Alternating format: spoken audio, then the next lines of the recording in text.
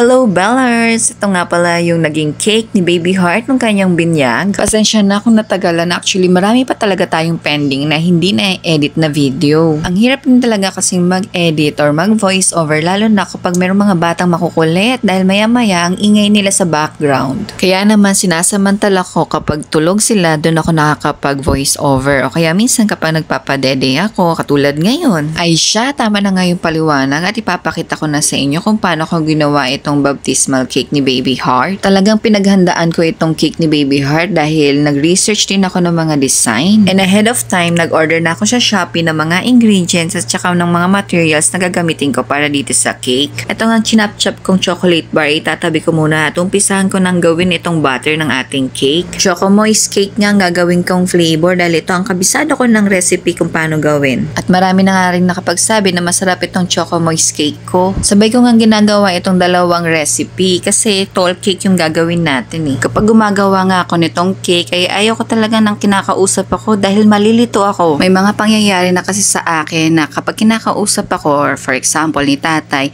nakakalimutan ko it's either 1 or 2 ingredients. For example, itlog. Hindi ko nalalagyan ng itlog yung butter kaya ang ending hindi tama yung cake ko. Minsan naman baking powder o kaya baking soda ang hindi ko na ilalagay kaya dapat focus talaga ako kapag gumagawa ako nitong cake. Kasi kapag ganun kahit isang ingredient lang yung mali or wala, sayang yung cake, sayang yung recipe. Buti na nga lang, nung nangyari sa akin yung mga ganong instances, kami lang ang kakain, kaya tsaga-tsagain na namin yung cake na may kulang na ingredients. Kasi kung nagkataon na order yun sa akin ng customer, naku, uulitin ko talaga yun. Hindi naman kasi natin sila pwedeng bigyan ng hindi quality na cake, diba? At saka tayo rin yung masisira, yung business rin din natin yung masisira. Instead na bibili pa sila o order pa sila ulit sa atin, hindi na kasi yung una nilang na-order sa atin ay hindi masarap. Kaya kung sakali man na magkamali ako sa paggawa ng cake ng isang customer, uulitin ko talaga yun. Kahit na wala na tayong kita or benta dun sa order na yun, ang importante, ma-deliver natin na quality yung order ng customers natin. Importante kasi yun, lalo na kung nag-uumpisa pa lang tayo sa negosyo. Kaya nga, bilib na bilib ako kay Langgay. Kilala niyo naman siya, diba? Isa sa mga sikat na home baker vlogger yun. And for sure, narinig niyo na recently yung mapait na cake ni Langga, diba? At napanood niyo ba yung isa or dalawa niyang vlogs na meron silang mga maling cake na nagawa at inulit lahat nila yon kahit na sobrang dami at almost patapos na sila, hindi sila nanginayang. Actually, nanginayang sila pero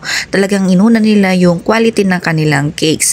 Doon ako na-inspired. At dahil na-inspired ako, tuloy-tuloy natin ang paggawa natin ng mga cake. So dito nga pala, gumagawa na ako ng fondant ni Baby Heart. Syempre, binyag niya to kaya dapat meron siyang character sa cake niya. Hindi ko na nga pinahirapan yung sarili ko at chibi-chibi na lang ang design ng kanyang topper. Inuna ko na gawin yung mga parte ng katawan ng ating topper. So, yung kamay, yung paa, yung ulo, hiwa-hiwalay ko siyang ginawa.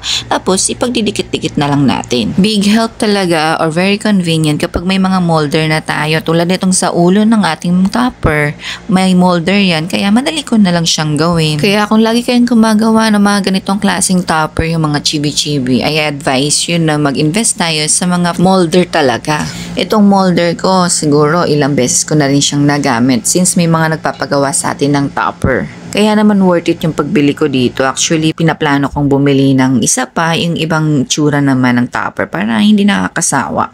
Diyos me, hindi ko pa pala tapos itong i-edit. Anong petsa na? 2024 na. Binyag pa to ni Baby Heart. Magwa 1 year old na siya next month. So isipin nyo kung gaano nakatagal tong video na to at gaano nakatagal na nakapending tong edit na to dito sa cellphone ko. New Year resolution ko na nga na lagi ako mag-a-update ng aking mga editing. Para naman hindi tayo natatambakan at napag-iiwanan. Anyway, ito pala pinakita ko sa inyo na DIY drum board yung ginamit ko dito. At saka ito yung kalat kapag gumagawa ng cake talaga. Ayan, so explain ko na sa inyo kung paano yung process ng paggawa ng mga customized cake. So after ko nga gawin yung ating cake mismo, ayun na nakalagay na siya sa may chiller or sa ref natin. At habang pinapalamig natin siya doon or sineset natin yung chocolate na nilagay natin, tatrabahuhin naman natin itong topper natin.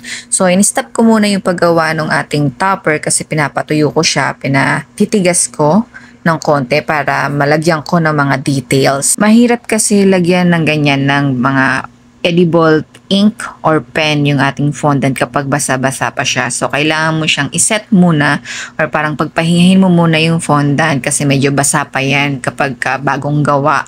So, para hindi siya masira, O, wag nating mamadaliin ang mga bagay-bagay, no? So, kailangan mong pagpahingayin yung fondant bago mo lagyan ng mga details, katulad nitong mga details na ganito.